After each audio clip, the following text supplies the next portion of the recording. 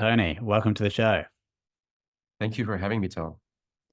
So, from my research, you have built two awesome companies, and I actually want to focus a bit more on the second one because a lot of the stuff I'm seeing from you and your team members on social suggests that you have built a unique and effective culture. But we're going to get to that.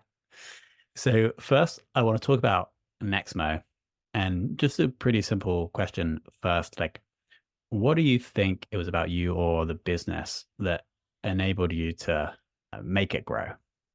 Hmm. Yeah, great question.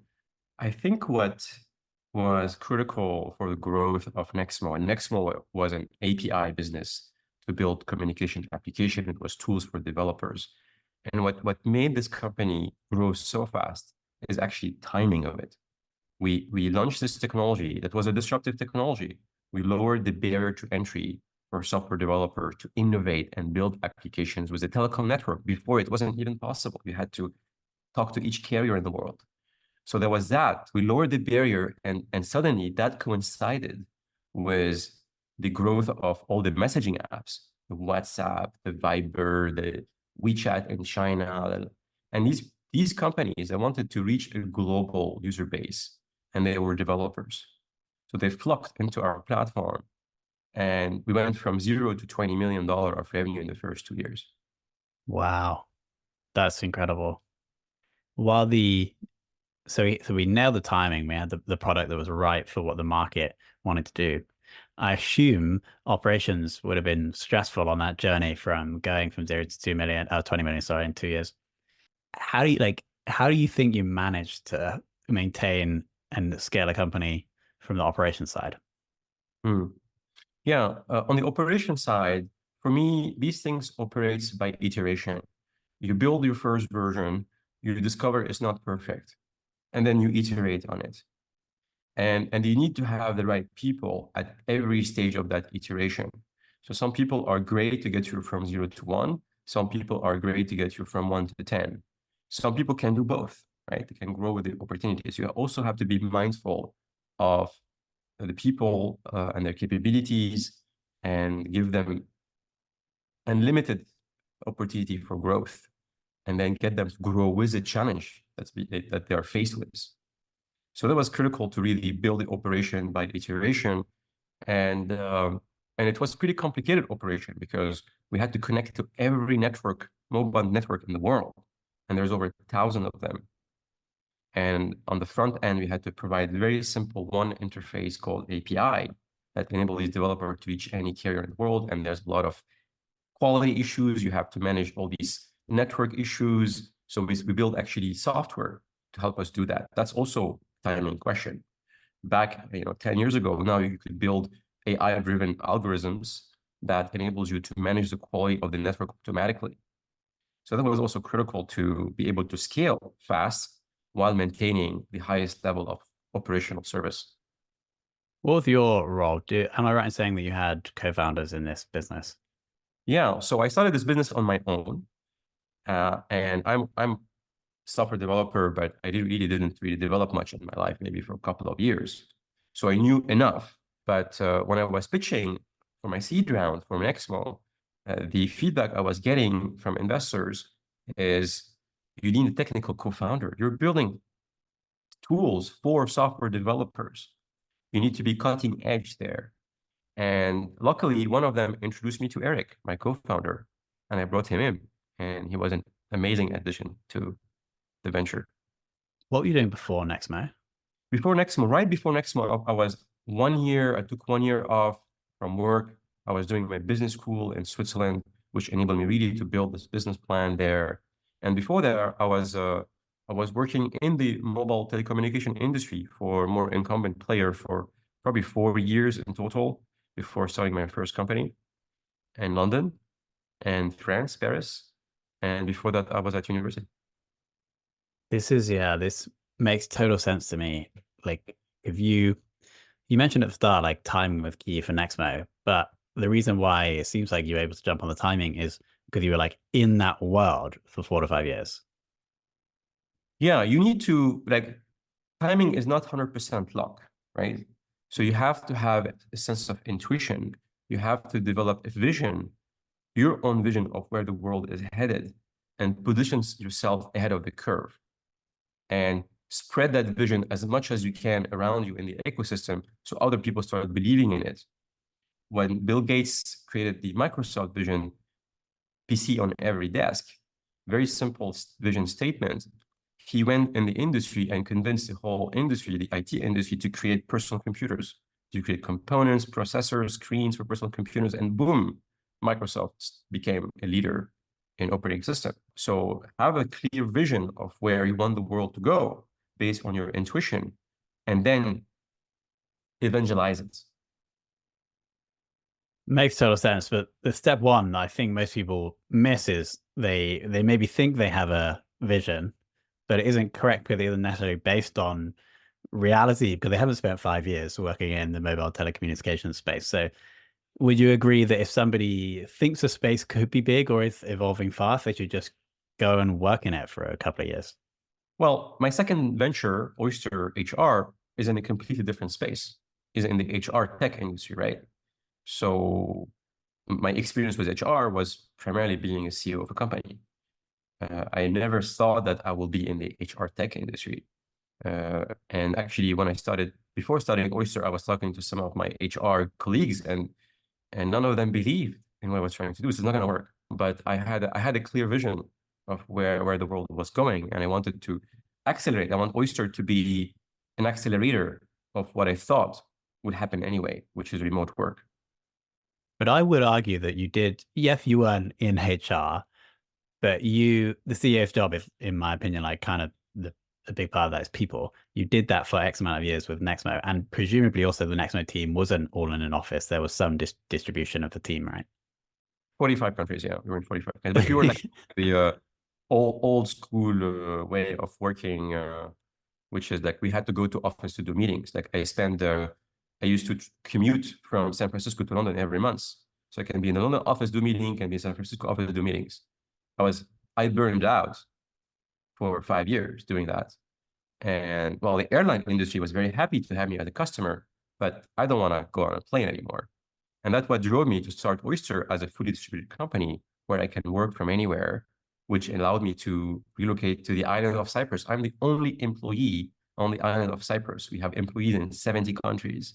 We have no offices. So I don't need to go anywhere to be productive. I can be productive from Cyprus, from the beach here. I just came from the beach. I was with my kids having fun on the beach.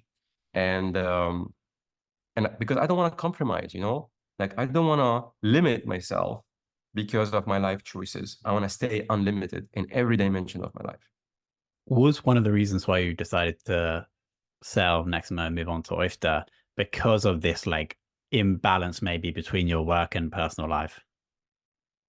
I wasn't that aware at that time. Actually, I had took a year and a half off after Nexmo to really rebalance myself and expand my consciousness a little bit. But at that time, why we did a reverse merger with Vonage. What happens is that our direct competitor, a company called Twilio, was going public. We were the number two. We were like half of their size. We were $100 million. They were $200 million. And we were not ready to go public. We didn't have the scale. They had the scale, but we didn't want to miss the opportunity to be a public company at the moment of the hype of the market. Timing in IPO is critical. So we fast-tracked that process by doing a reverse merger with Vonage. Vonage was a consumer telecommunication company in the US with declining revenues. The revenues were eaten by these messaging apps, the WhatsApp of the world, the iMessage of the world. And but they had $200 million of cash flow every year, but it was declining. So by doing a reverse merger, essentially Vonage turned into a B2B software vendor for the communication space, which led to expansion of their market cap from 1 billion on the moment of the merger to 6.5 billion 4 years later, and being acquired by Ericsson a few years ago for that number. So that's why we sold Nexmo, because actually it was our opportunity to go public, to fast track our way to the public market. What was the time difference between completely taking yourself out of Nexmo and starting Oyster? A year and a half. So I took a year and a half off between the two. After a year, I was doing a lot of work on myself. I dedicated that year for my well-being. I had my exit in my mid-30s. I had all this money, and I was miserable in my life. I had addictive behaviors. My relationship were not great, and the way I'm living my life wasn't great. So I went on this journey of, okay, what needs to happen for me to heal, to grow internally inside of me. And at the same time, I was thinking about my next step. So after a year, I had a business plan ready that is essentially a new version of Nexmo. I had an investor lined up, I had a team ready to go. And in November 2019, I was doing this intense retreat of therapy. And at the end of the retreat, the next day, I went and incorporated Oyster. I shifted completely my business plan to Oyster because I knew that this is where my heart was. I wanted to create opportunities for people like me who had to leave their home countries. I'm originally from Lebanon. I had to leave when I was a teenager to France. I wanted people to stay in their home communities and have access to all the great job opportunity that we have in the West. So yeah, then my therapist told me, don't take any important decisions for the next 10 days. So I went incorporated Oyster the next day, and I never looked back. That must have been an awesome retreat. Makes sense. So we had the time off, and did you have the inkling or the idea for Oyster during that year of recuperation, or did it come just at that retreat? So I experienced this pain of global employment in Nexmo. We hired in 45 countries. We spent millions of dollars building our own internal global employment infrastructure, setting up entities, hired lawyer, accountant, and the employee experience was always subpar for our international employees. When I wanted to start a new business in late 2019, I knew that whatever business I would do is going to be a fully distributed company because I wanted to tap into the global talent pool. I wanted to hire all these amazing people from emerging economies. I wanted to create massive amount of diversity. And so as I was building the business, I was researching, I was talking to HR people, to lawyers, like, how can I do that at scale? I don't want to have an office. I want to have my freedom. I want to live where I want to live. I want to spend time with my kids. I want to work when I want to work. And I couldn't find solutions. All the solutions I found were very old school professional services companies, no software usage, very expensive. They were fit for like trying somebody for a year in a country, but they were not fit to building the whole company fully distributed forever. So, but I knew that software can solve the problem because in my first business, Nexmo, I use the same architecture. We have all these countries in the world. Every country has a different telecom network. Every telecom network is different. So we created software to create an abstraction layer between the local complexities and one simple API that anybody can use to message people, to create voice applications. So in Oyster, the same thing. We have all these countries, they have different labor laws, different tax laws, different payroll regulations. And you create a software abstraction layer to make global employment as easy as local employment everywhere. So essentially, most of my business is the value I create in the market is essentially just using software to deal with the complexities that humans create unnecessarily in this world. Waste management. I have software to deal with waste of human potential. It makes so much sense that the Oyster was the thing for you to do, A, because you believe in it or feel passionate about the mission, but then also you've basically done the same thing just in a whole different medium before. Yes, so there was a transferable skills there. I mean, there's so many transferable skills, right? One of them is architectural ability to look at an industry and design a software platform that creates value. That's one key skill. There's also leadership skills that also got improved, and fundraising skills. There's management skills. All these skills are transferable across opportunities. For sure. Now, from my research of Oyster and consuming a lot of your own content as well, it seems like there's one insight that I think maybe is driving the whole thing. So let me run this past you. And this is also something I believe as well very strongly, is that if you're trying to, with your team, if you're trying to compete between their lives and the work for the company, you're probably going to lose. And so why can't we create a world in which people can do everything they want to do, but still be able to add value to the business? Is that along the lines? Absolutely. People at Oyster feel cared for by the business.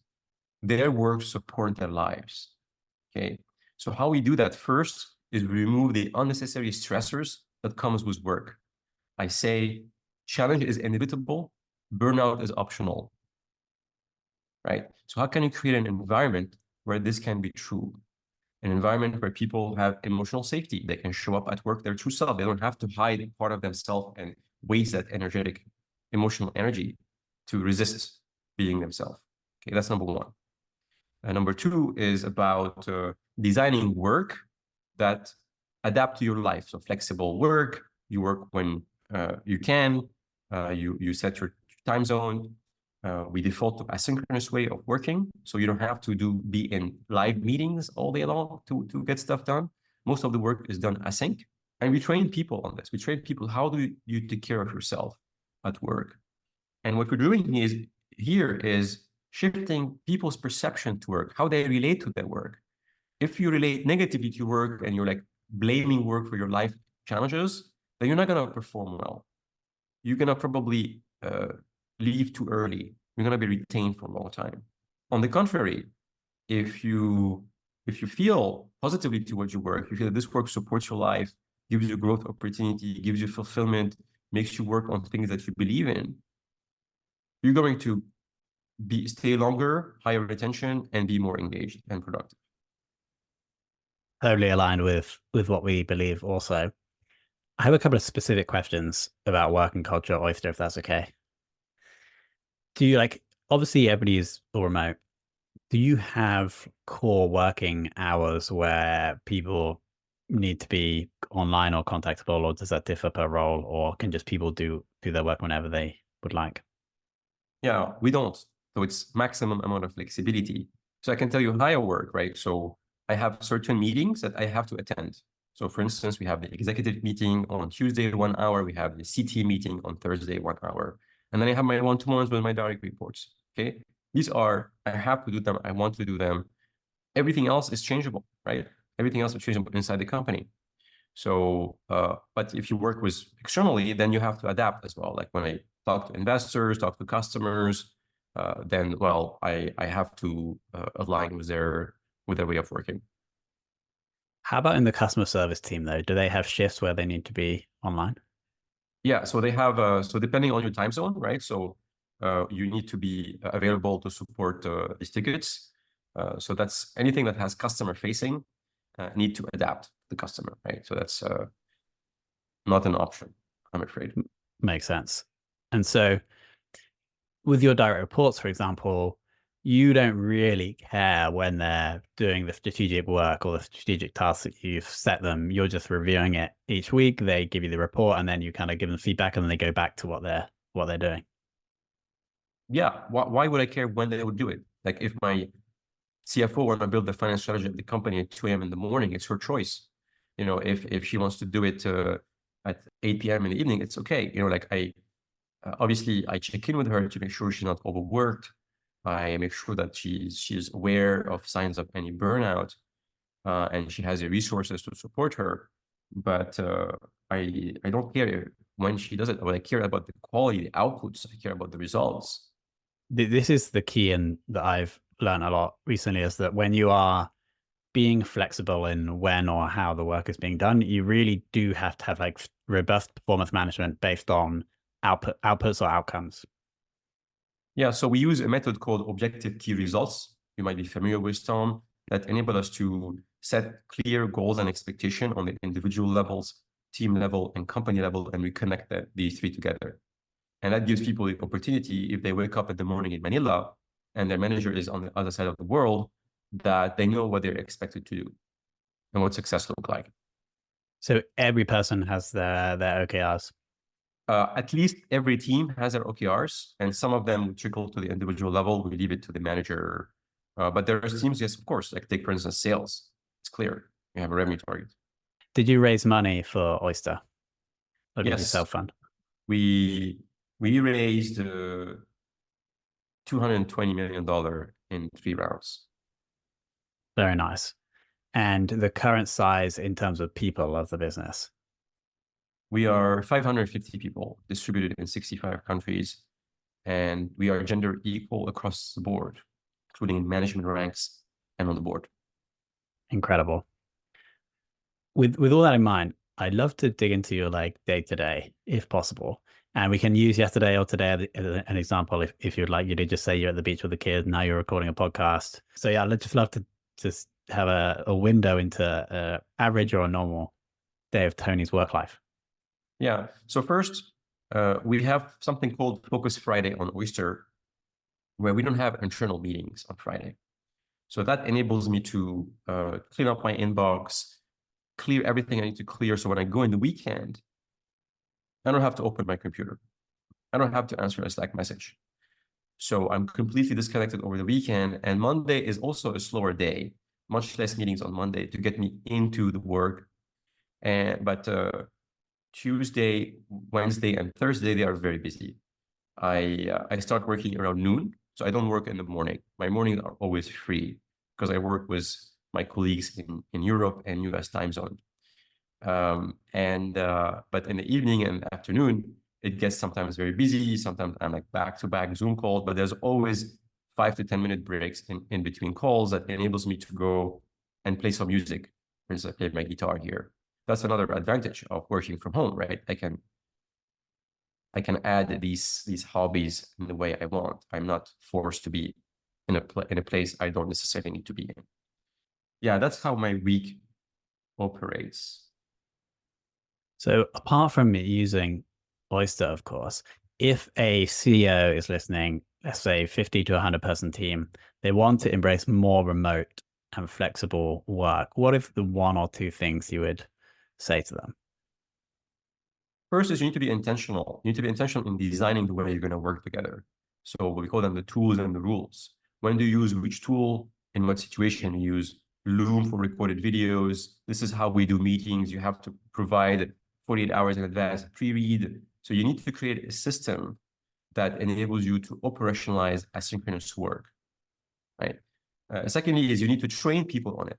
Don't expect it to release it and everybody's going to adopt. You can create a short training that get people, like an onboarding process, get people to adopt and learn about how they want to work together. And thirdly is experiment. It's not going to be like solved in the first version.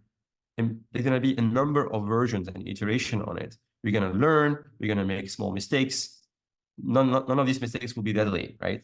So it's really a great way to experiment in how you work because it's actually, you're improving every day a little bit.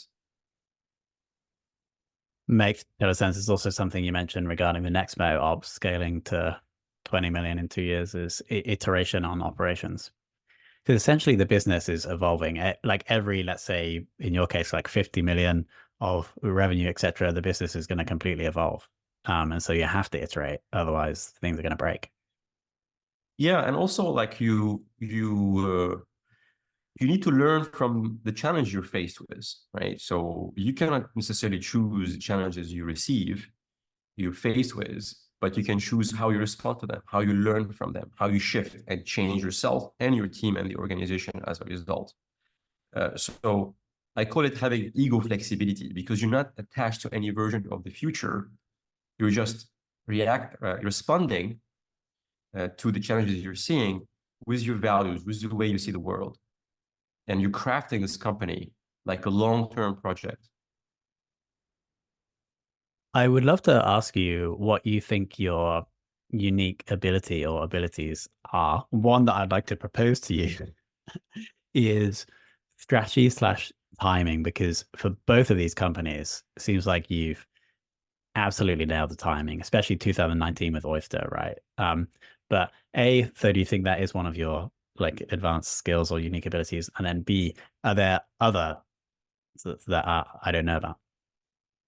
Vision is also one of my gifts. I have the ability to have an intuition about the future and articulate it in a way that get people excited about. And then leadership as well. I like to be a leader that is more the background, like building this infrastructure and the systems for the organization to flourish and enable others to be in the spotlight. That's for me a great place to be the last few years. I think that is also part of the definition of an awesome leader, is like stepping back and allowing other people to take stuff on. What is the other half? That's a valid point you put me on the spot, and I don't know if I have a good answer. But yeah, empowering, to serve and empower, right? Tony, I'm just so glad that other companies, and I think you guys are doing it better than us, other companies that are evangelizing this way of work, because we are in complete alignment with that. We're never going to beat the competition between for our employees, between their work lives and their personal lives. And I think for the last 100 years of human work, people think they can. But now, for whatever reason, I think some people are starting to realize you can't, and these awesome cultures are arriving. And so I just want to thank you for doing that and building Oyster and the culture and all the content that I've read, because I think it's something that is a great movement and is becoming more prevalent. Yeah, it's awesome, Tom, to be talking about this. I feel like it's an honor for me to share with the world how we're building Oyster. For sure. So we'll link to your Twitter, your LinkedIn. Obviously, we're going to link to Oyster. If anybody needs some software to enable global work, then check out Oyster. Anything else we should mention or link to? My LinkedIn. I hang out on LinkedIn, so if you want to follow me, I'm there. For sure. Tony, I really appreciate your time. Thank you for having me, Tom.